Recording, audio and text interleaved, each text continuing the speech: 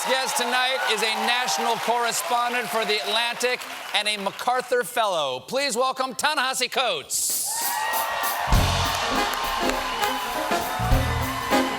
Thanks for being here. Come on up.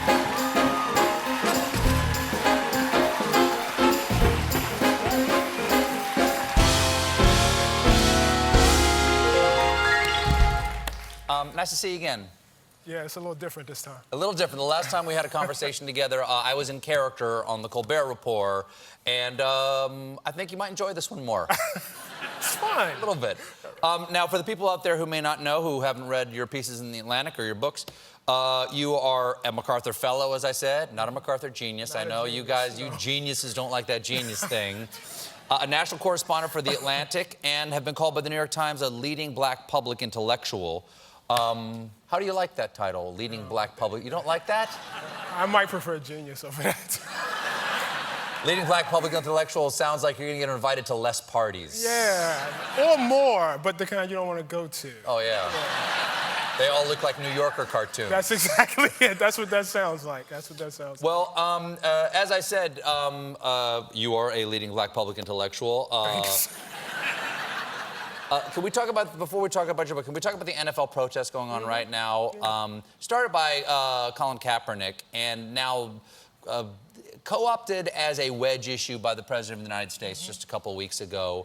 What do you make of the state of the protest now and the President's response? Well, in terms of the protest, I actually think it's been very, very successful. It is the natural course that protest starts in a really, really radical place and ends in the place it is now, which is Jerry Jones and the Dallas Cowboys sort of taking a knee, and the message being unity, which was not, the message when it started. All protests faces that issue, but the fact that Kaepernick, who is not on an NFL team, by the way, has actually forced the league to at least in some way address this, I think it's significant. The second thing is, and people are less aware of this, Colin Kaepernick made this pledge to give away $1 million. And if you go to his website, to various organizations, you can see each month how much money he's actually given away, the organizations he's given it to, and what that money has gone to. So I think it's been very, very successful, actually. Now, people have said...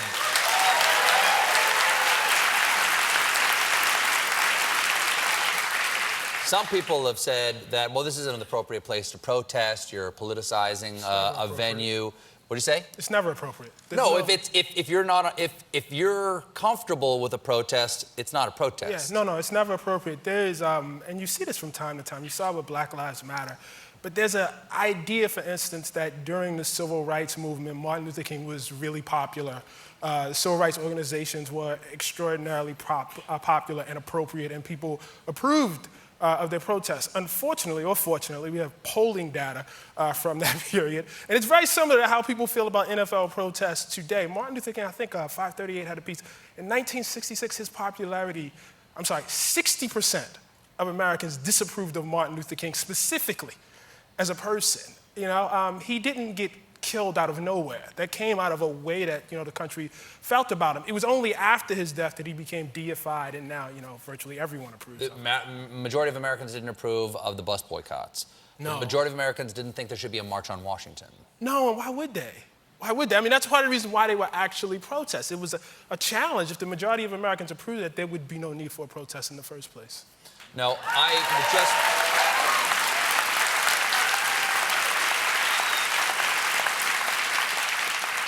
You have a new book. It's called We Were 8 Years in Power, An American Tragedy. So the 8 years you're talking about is Barack Obama's presidency. And what is the tragedy? The tragedy is that you have a president who is effectively conducting diplomacy with a nuclear rogue state via Twitter.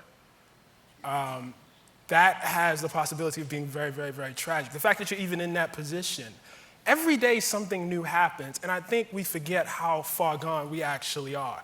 And the case I make, in that book is that the very situation that we find ourselves in would not be possible without the reaction to the first black president. There's actually, in many ways, a direct result of it. Well, it does seem that a lot of what Donald Trump is doing It does seem that a lot of what Donald Trump is doing is motivated merely to try to reverse something that Barack Obama did. Exactly. I mean, there's been journalism about this. The first thing he wants to know is what was Obama's position on it. You have had a hard time in some interviews expressing a sense of hope that things will get better in this country. Do you have any hope tonight for the people out there about how we could be a better country, we had a better race relations, we have better politics? No, but I'm not the person you should go to for that. You should go to your pastor. Your pastor provides you hope. Your friends provide you hope. There are figures that exist in better times. The President of the United States provides you hope. There are people who have that kind of moral, place in the world. That's not my job. That's somebody else's But I'm not asking you to make up. I'm asking you if you But personally see any chance for change in America. Maybe. But I mean, there's potential. I would have to make up to actually answer that question in a satisfying way. What about the changing demographics of America? We have a constitutional system. Democracy itself, while not rubber, is plastic. And as the demographics change, as white people become the minority in the country, which is coming, do you see a change for... Your question presumes that there is a static definition of whiteness, and that this is the first time that there's been demographic change before. So who gets to be white next to make sure that we outnumber black people is my question. Well, it's happened before. I mean, the Irish, when they came here, were not considered white. There's a period of time when Jews were not considered white, Italians were not considered white. Things change. In addition to that, in addition to the very definition of whiteness being malleable, the ability to vote and access the political system is also a malleable thing also. So you might have a possibility of the demographics actually changing, but who has the ability to use those demographics in an electoral system might also change too. I hope you're wrong. I hope I'm wrong too. Ta-Nehisi, thank you for being here. Thanks for having me. We were 8 years in power is available now. Ta-Nehisi Coates, everybody. We'll be right back.